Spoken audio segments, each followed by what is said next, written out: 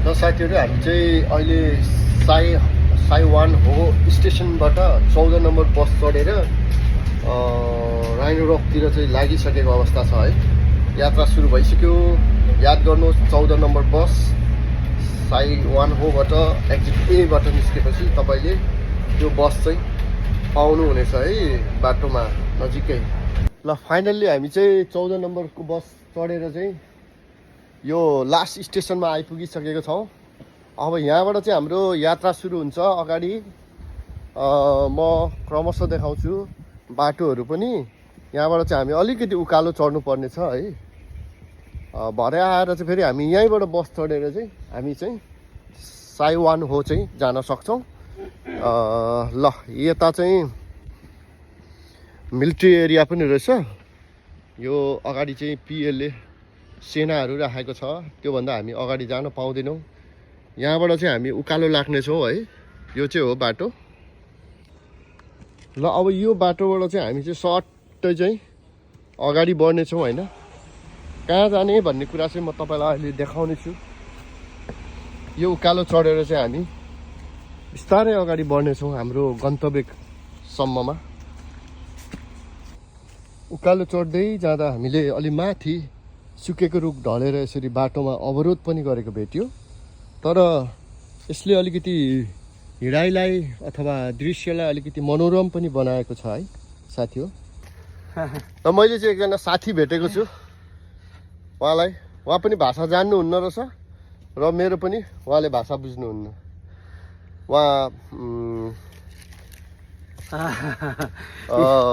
Mainland चाइनाबाट जस्तो छ। 我说的你听不懂，你说的我也听不懂。 अनि म पनि उहाँको कुरा केही बुझ्दिनँ। खालि हाम्रो कुरा चाहिँ 太搞笑了。 हातको इसाराबाट मात्रै कुराहरू भइरहेको छ है त। हेरौँ उहाँसँग कति समय चाहिँ हामी अगाडि बढ्नेछौँ। ल बाटो खासै लामो छैन तर अलिकति उकालो छ। यहाँ मेरो श्रीमतीजी पनि आउँदै हुनुहुन्छ, बल गर्दै हुनुहुन्छ। अब हामी छिट्टै उकालो सक्न आँटिसकेको छौँ है हामीले। मेरो अघिको चाइनिज साथी पनि अगाडि बढिसक्नु भयो। सायद म अगाडि बढेर फेरि उहाँसँग केही कुराहरू पनि गर्नेछु, राख्नेछु। बाटोहरू अलिकति अनकन्टरै थियो होइन। यहाँ चाहिँ रेड पान्डाले खाने खालको मिनी बेम्बोहरू चाहिँ प्रशस्तै पाइँदो रहेछ हेर्नुहोस् होइन। यहाँ हुनसक्छ हामीले रेड पान्डा इन्काउन्टर पनि गर्न सक्छौँ। यो समयले नै बताउने छ। अगाडि हिँड्दै गएपछि हामी अलिकति आफ्नो शिरलाई झुकाएर पनि यहाँ चाहिँ बाटो क्रस गर्नु परिरहेछ। यो बाँसको झ्याङहरूले चाहिँ त्यो अवस्था सिर्जना गरेको छ है। केही बेरको उकालोपछि हामीले बिसाउने निर्णय गऱ्यौँ। एउटा ढुङ्गा रहेछ यहाँ चाहिँ। आज पानी पनि परेकोले गर्दाखेरि चिसो अनि हल्का लेउहरू लागेको र पनि हामीले बस्नको लागि केही पाउनलाई केही त गुमाउनु पर्यो। उकालो कस्तो लाग्यो त बुढी? एकदम गाह्रो। यतिलाई पनि गाह्रो? अनि कति उकालो ल उकालो गाह्रो।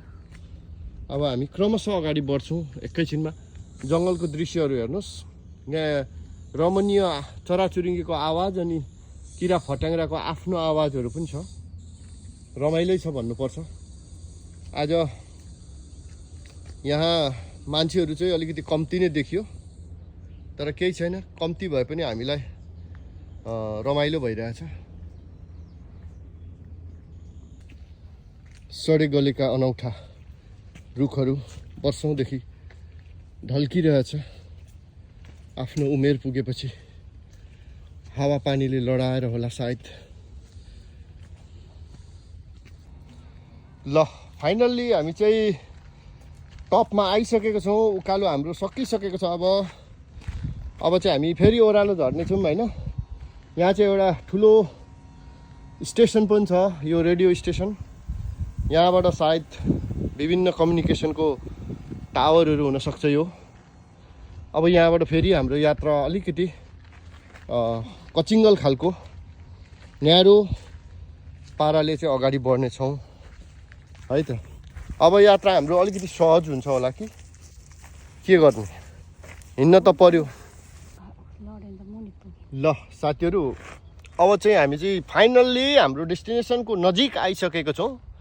आज चाहिँ हामी कहाँ जाने भन्ने कुरा चाहिँ तपाईँहरूलाई मैले भनेको छुइनँ।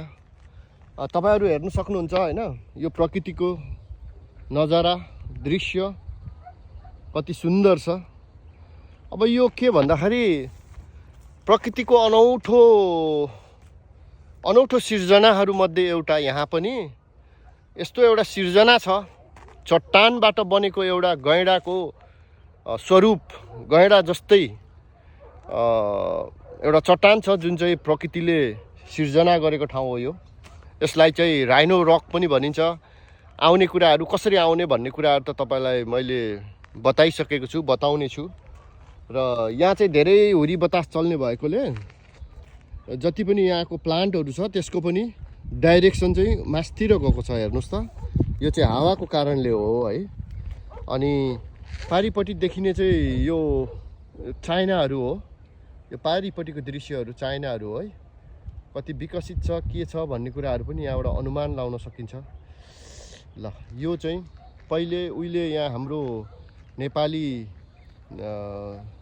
दाजुभाइहरू, बाउ काका बडा बाउ बाजेहरू पनि यो आर्मी क्याम्प हो। यो यसमा चाहिँ पहिला बस्नुहुन्थ्यो अरे है। दुश्मनहरू यहाँदेखि उता चाइना भएकोले गर्दाखेरि यहाँ चाहिँ आर्मी ब्यारेकहरू पनि छ। अब चाहिँ हामी चाहिँ कठिन यात्रा गर्दैछौँ। यस्तो ओह्रालोबाट चाहिँ हामी झर्नुपर्ने छ होइन। र त्यसमाथि अब मेरो आफ्नो श्रीमतीलाई पनि टेक केयर गर्दै लानुपर्ने छ, उसलाई पनि गाह्रो छ। ल हामी अगाडि बढ्यौँ, बिस्तारै बिस्तारै जाँदैछौँ है त। ल मैले चाहिँ ओह्रालो हिँड्ने क्रममा अघिको मेरो चाइनिज साथीलाई भेटेको छु, उसँग पनि बोल्छु। अनि यहाँ चाहिँ बुढी आउँदै हुनुहुन्छ। ल झर बिस्तारो, यात्रा कठिनै हुन्छ नि। जीवनको यात्रा भनेको सजिलो कहाँ हुन्छ र। कहिले उकाली कहिले ओह्राली भनेको यही नै हो। अनि खाजा खानुभयो?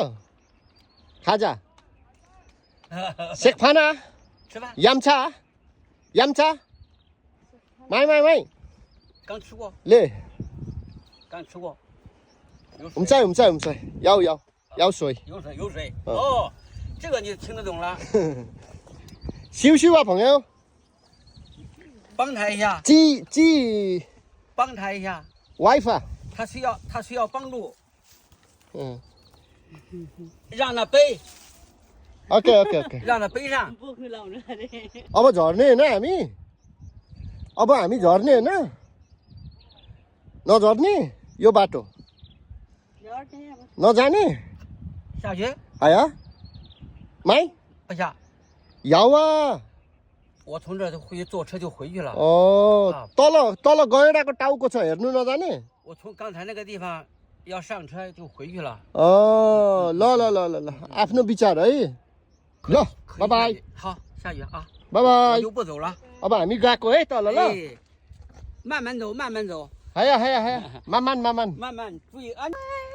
कति ठाउँ चाहिँ हामीले चाहिँ डोरीको प्रयोग पनि गर्नुपर्ने रहेछ यो उकालो ओह्रालो झर्नको लागि। अलिक कठिनै जस्तो लाग्यो यात्रा चाहिँ। Let's see. तर हामीलाई यहाँको सुन्दर दृश्यले चाहिँ आकर्षण गरिरहेको छ, आफूतिर तानिरहेको छ। त्यसकारण अब हामी यस्तो यो अनकन्टार गल्लीबाट चाहिँ अगाडि बढ्छौँ है त। अनि तपाईँहरूले बाटोमा हिँड्दाखेरि यस्तो देख्नुहुन्छ नि विभिन्न यस्तो ध्वजाहरू। यो चाहिँ खासमा चाहिँ बाटो निर्देशन गरेको हो, दिशा निर्देशन गर्दैछ है। हामी चाहिँ यो निलो कलरको जस्तो अहिले मैले देखाएँ, निलो कलरलाई अब निलो कलरको टिम चाहिँ निलो कलरलाई फलो गर्दै जाने गर्छ। रातो छ भने चाहिँ रातो कलरलाई फलो गर्दाखेरि अगाडि बढ्ने गर्छ। अनि यो बाटो चाहिँ वास्तवमा मैले वर्णन गरेँ भन्दा पनि जटिलै छ। हेर्नुहोस् घाँस जङ्गल कस्तो बाक्लो छ है। आम्मामामा, तपाईँ एक्लै दुक्लै आउनुभयो भने चाहिँ अलिकति यो डर सरी अथवा डेन्जरै हुने रहेछ है। बाटोभरि अनौठो ढुङ्गाहरूको बनावट अप्ठ्यारा ठाउँहरू पार गर्नुपर्ने रहेछ। अब अनुमान लाउन सक्नुहुन्छ तपाईँहरूले।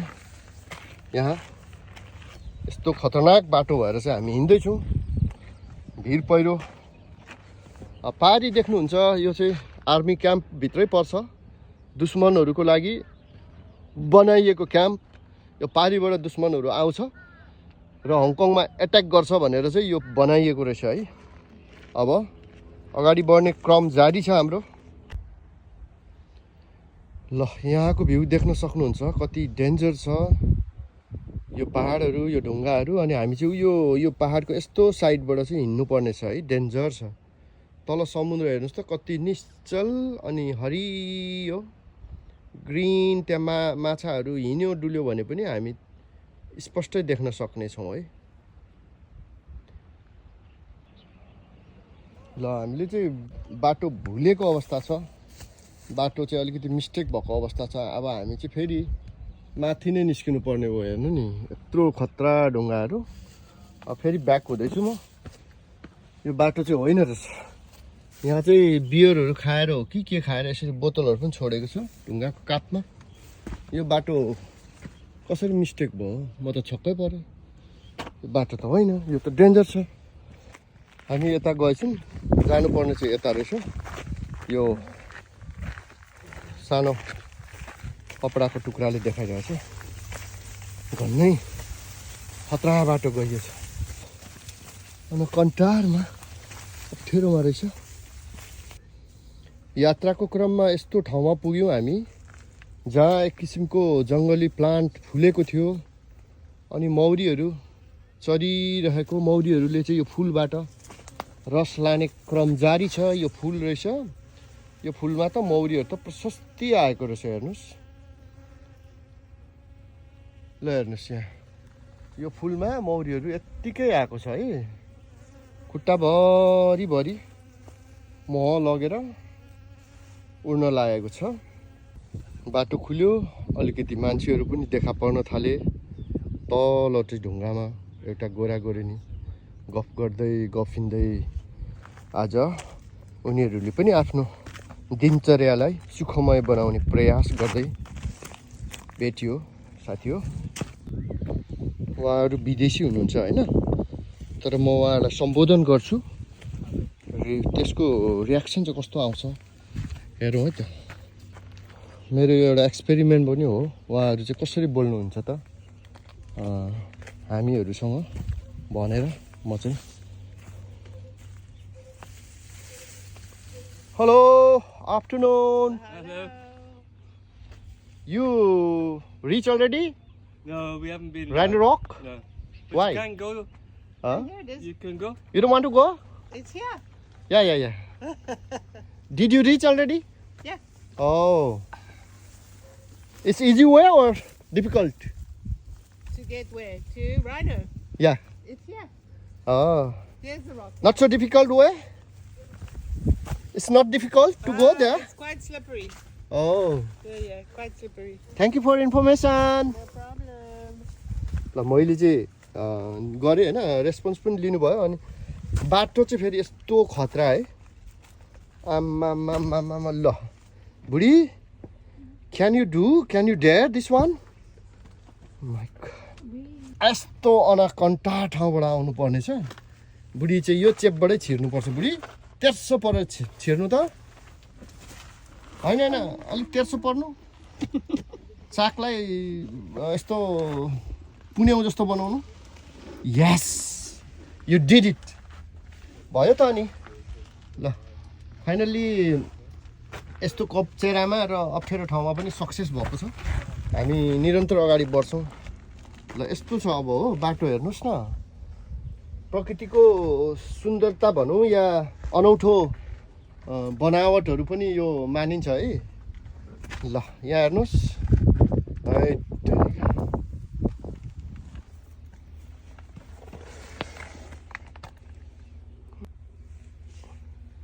यात्राको क्रम जारी छ। अनौठा ढुङ्गाहरूको आकृति देखेर आफूलाई खुसी लाग्छ अनि अचम्म पनि लाग्छ। प्रकृतिले पनि कस्तो कस्तो संरचनाहरू बनाउन जानेको हो, बनिएको हो। यो कति हजार वर्ष पुरानो होला, यसको आफ्नै इतिहासहरू होला, कथाहरू होला। हेर्नुहोस् त बाबा। जे होस्, श्रीमतीले पनि यस्तो उकाली ओह्रालीमा हिम्मत हारेको छैन। पहिलोचोटि भए पनि उसले यात्राहरूलाई क्रमशः जारी राखेको छ। यो नै ठुलो कुरा हो भन्नुपर्छ। अब हामी गन्तव्यको एकदमै नजिक आइसकेको छौँ। यहाँहरूलाई म अफकोर्स देखाउने छु। फाइनल्ली हामी चाहिँ अब हाम्रो गन्तव्य नजिकै आइपुगिसकेको छौँ। अब 5-6 मिनटमा चाहिँ हामी हाम्रो गन्तव्यमा पुग्नेछौँ साथी हो। तपाईँहरूलाई हामी फेरि अपडेट गर्दै गर्नेछौँ। फाइनल्ली हामीले अप्ठ्यारो बाटाहरू, समस्याहरूलाई पार गर्दै गर्दै जङ्गल झाडी हिँड्दै अहिले चाहिँ हामी चाहिँ आफ्नो गन्तव्यमा आइपुगिसकेको छौँ। प्रकृतिको एउटा अनौठो सिर्जनालाई चाहिँ मैले देखाउँछु भनेको थिएँ। त्यो चाहिँ एउटा गैँडाको टाउको रूपी ढुङ्गा हो होइन। त्यो ढुङ्गा चाहिँ देखाउने छु। यस्तो माथि अनकन्टारहरूबाट हामीले चाहिँ बाटो पार गर्दै अनि थुप्रै झाडी जङ्गलमा हिँडेर चाहिँ आयौँ। हेर्नुहोस्, तपाईँलाई अचम्म लाग्न सक्छ। यो अचम्म नै हो भन्नुपर्छ। हेर्नुहोस् न, यसको स्वरूप गैँडाको टाउको जस्तो मानिन्छ। त्यही भएर यसलाई चाहिँ राइनो रक भनेको हो होइन। हेर्न सक्नुहुन्छ, अलिक क्लोजमा देखाउँदाखेरि यसलाई चाहिँ ठ्याक्कै गैँडाको टाउको देखिन्छ है त साथीहरू। अनि अब तलको दृश्यहरू भनेको त मैले अघि पनि भनिसकेँ। सुन्दर हरियो पानी सफा देखिन्छ, जहाँ चाहिँ तपाईँले माछा डल्फिनहरू हिँड्यो भने पनि सम्भवतः देख्न सक्नुहुनेछ। यो यस्तै यहाँ पारिपट्टि देखिएको चाहिँ चाइना हो। ल साथीहरू, आशा गर्छु तपाईँहरूलाई एकदम राम्रो लागेको हुनसक्छ यो ढुङ्गाको बनावट। मेरो एउटा चाहना थियो यो ठाउँमा आएर म यो गैँडाको टाउकोमा चाहिँ चढ्नुपर्छ है भन्ने।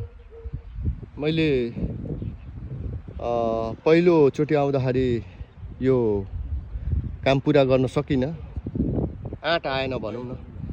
आज चाहिँ म जसरी पनि आफ्नो इच्छालाई पुरा गर्छु भनेर यहाँ आएको छु।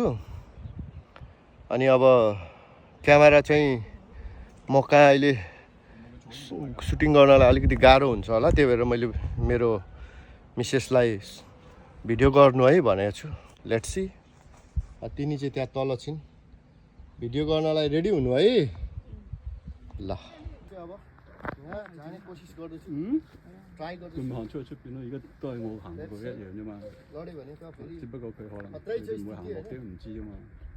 I'm trying 我 my 哋頭先 best. 坐喺嗰邊嘛，佢可能行到落下邊都唔出奇。佢頸嗰度。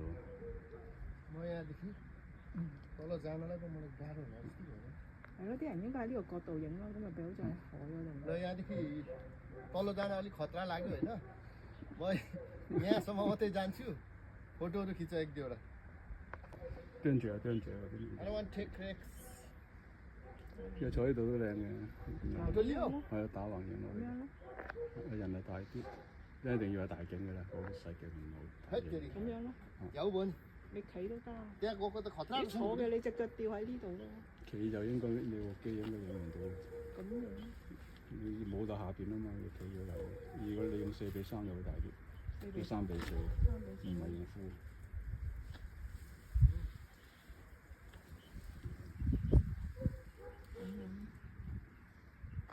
咁樣咯，咁3:4咯，好唔好？ साथीहरू, अब दिनको 2 पनि बजिसक्यो। हामी हाम्रो गन्तव्यमा आइ पनि सक्यौँ। तपाईँहरूलाई सम्पूर्ण कुराहरू हाम्रो यात्राको बारेमा पनि देखाइसक्यौँ। अब हामी चाहिँ बिदा हुन चाहन्छौँ। फेरि कुनै नयाँ भिडियोमा भेट्नेछौँ। तपाईँहरूलाई प्रयास गर्छौँ हामी भेट्ने। ल सबैजनालाई खुसी रहनुहोस्, सुखी रहनुहोस्, ह्याप्पी रहनुहोस्, पोजिटिभ सोच्नु होला। फेरि भेटौँला है त। By by by.